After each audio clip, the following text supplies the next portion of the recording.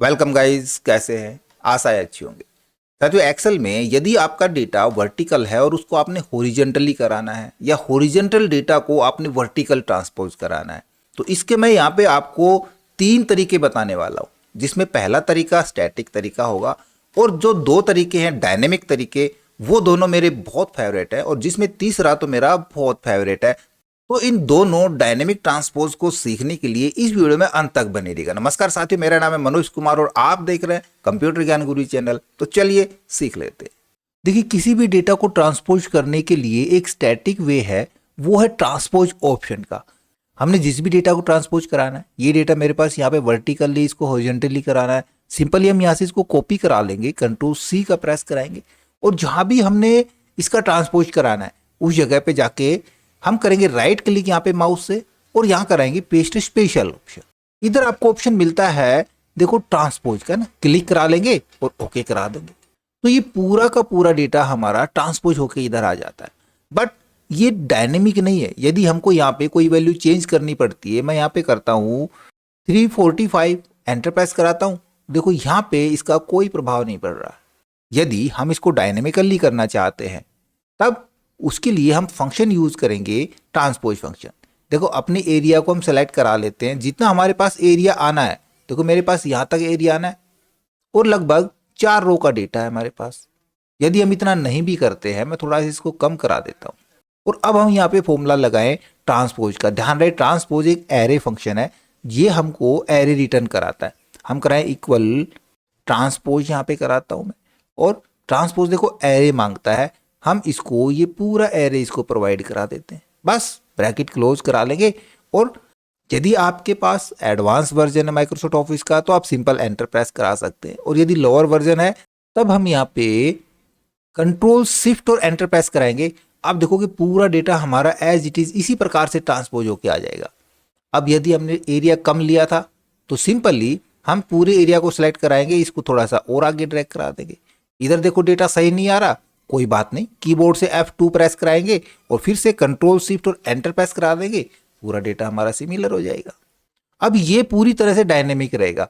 यदि यहाँ पे मैं फिर से वैल्यू चेंज कराता हूँ 345, देखो यहाँ पे चेंज हो रही है, जबकि यहाँ पे चेंज नहीं हो पा रही है। अगर डेटा हमारे पास इस प्रकार से है हॉरिजॉन्टली, तो उसको हम वर्टिकली भी इसी प्रकार से करा सकते हैं। अब एक और तरीका जो मैनुअल तरीका है बट काफी काम का तरीका है। अब देखो थोड़ा सा यहाँ पे गौर करें कि मेरे को जब डेटा ट्रांसपोज करना है तो देखो ये सेल हमारा, मैं यहाँ से कराता हूँ, मैं यहाँ से कराता हूँ इस जगह पे इक्वल, और ये सेल रेफरेंस देता हूँ, एंटर प्रेस कराता हूँ। फिर ये सेल इधर चाहिए होगा ना, इक्वल, ये प्रेस कराता हूँ, एंटर। इसी प्रकार ये सेल यहाँ पे, ये सेल यहाँ पे, और इधर वाले सेल इधर जाएंगे, जैसे इक्वल, ये सेल देते हैं, एंटर प्रेस कराएंगे। तो एक प्रकार से ये रेफरेंस हमारा इधर जाता है ना। देखो यहाँ पे क्या आ रहा है फॉर्मूला बार में, देखो C3, यहाँ पे आ रहा है C4, इधर C5 आना चाहिए, C6, C7, C8, इस प्रकार से ये C11 तक डेटा हमारे पास जाएगा। फिर आगे D वाली सीरीज शुरू हो जाएगी, D3, D4, D5, D6। यानी कि हम इस प्रकार से ना लिख करके, यदि मैं यहाँ पे लिख के दिखाऊं, इधर तो आएगा भाई C4, बल्कि C3 आएगा यहाँ पे, इससे आगे वाले में C4 आएगा, इससे आगे वाले में C5 आएगा। यही तो आना ना। यदि ये हमारी समझ में आ गया कि कौन सा सेल कहाँ पे आना है, तो हम सिंपली इसको एक रेफरेंस के साथ लिख सकते हैं, बट डायरेक्ट रेफरेंस नहीं देंगे क्योंकि ये हमारा इक्वल C3 आना था। तो मैं यहाँ पे इक्वल की जगह कोई भी एक कैरेक्टर जोड़ देता हूँ। मैं यहाँ पे अपना नाम M जोड़ देता हूँ और M C3 यहाँ पे टाइप करा देता हूँ, ठीक है। यदि इस सेल को मैं आगे तक ड्रैग कराता हूं तो देखो यहाँ पे C4, 5, 6, 7, 8, 9, 10, 11 तक यहाँ पे ये जाएगा। आगे D वाला आएगा, फिर E, फिर F, इस प्रकार से आएगा। तो यहाँ पे मैं कराता हूँ M D3, इसके अंदर करवाता हूँ मैं नीचे M E3, और F वाला भी आएगा M F3। यानी कि ये कौन सा है, ये D3 है, ये E3 है और ये F3 है। इन सभी में मैंने M और ऐड कर दिया और अब सभी को हम यहाँ तक ड्रैग करा लेंगे।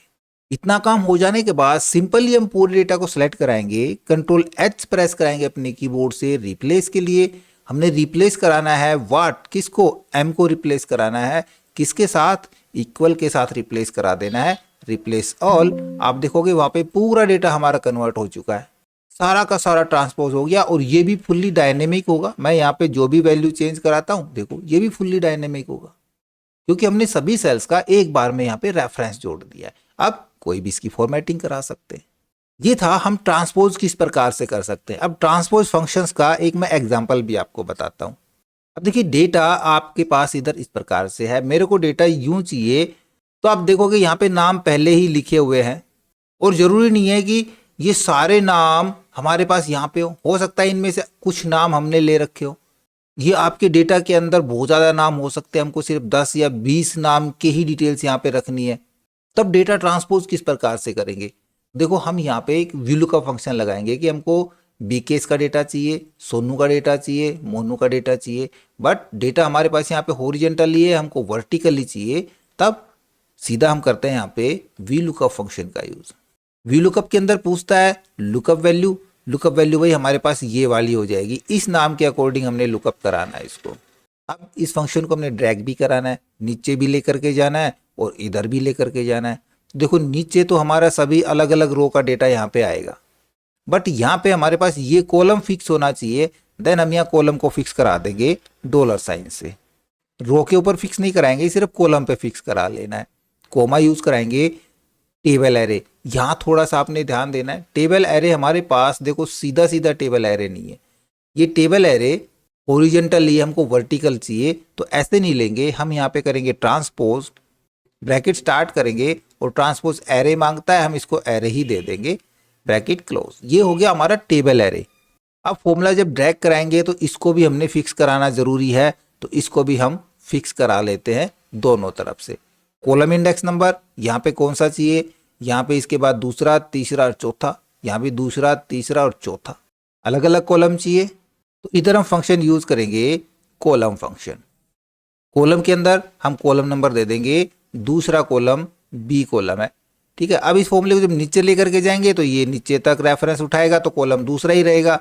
आगे बढ़ाएंगे तो रेफरेंस इधर जाएगा, तो कॉलम तीसरा हो जाएगा, कॉलम चौथा हो जाएगा, कॉलम पांचवा, इस प्रकार से इधर ये चलता रहेगा। तो इसको बेशक से फिक्स करने की जरूरत नहीं है, और एग्जैक्ट मैच के लिए 0 ब्रैकेट क्लोज VLOOKUP की एंटर प्रेस करा लेंगे। तो अब देखो कि बी केस का 350 यहाँ से उठाया नंबर। इस फॉर्मूले को बगैर कुछ देखे डायरेक्ट हम सीधा नीचे कॉपी करा देंगे और राइट में भी कॉपी करा देंगे। आप देख सकते हो सोनू यहाँ पे दूसरे नंबर पे है, इधर भी दूसरे नंबर पे है, मोनू यहाँ पे तीसरे नंबर पे है, तो यहाँ पे मोनू देखो तीसरे नंबर पे, इधर नहीं है तीसरे पे, इधर तो 5वें नंबर पे है। उसके बावजूद भी ये इसका डेटा एग्जैक्ट उठा रहा है। तो हम किसी दूसरे फंक्शन के साथ ट्रांसपोज का यूज करके उस फंक्शन को और भी डायनेमिक बना सकते हैं। ओके, आशा करूंगा वीडियो आपको जरूर अच्छा लगा होगा। इसी प्रकार अच्छी अच्छी वीडियो देखते रहने के लिए लगातार हमारे साथ बने रहे। हमारे वीडियोस को ज्यादा से ज्यादा हम दोस्तों में शेयर करें, हमें लाइक करें, और यदि नए हैं हमारे चैनल पे तो हम सब्सक्राइब जरूर कर लें।